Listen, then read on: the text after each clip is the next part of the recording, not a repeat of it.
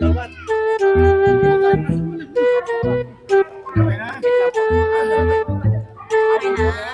Wait lang po.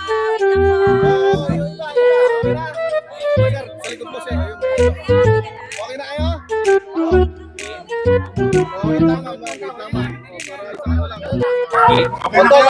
Kanti at kabataan, kumakalampag sa mga tayo ng mga contractors na ito. Pinumulpa na tayo ng mga buwis ng taong bayan. Sabi ng DPWH, this is where your taxes go.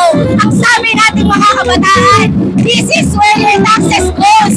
Pinumulto ang pera.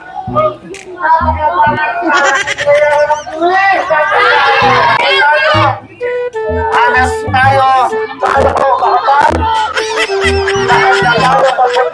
Mula po dito sa Pasig City kasama si PCMS Ruiz. Kami po ang inyong Police News Network Correspondent, Patrol Woman Bungo, alagad ng batas, tagataguyod ng balitang pulis.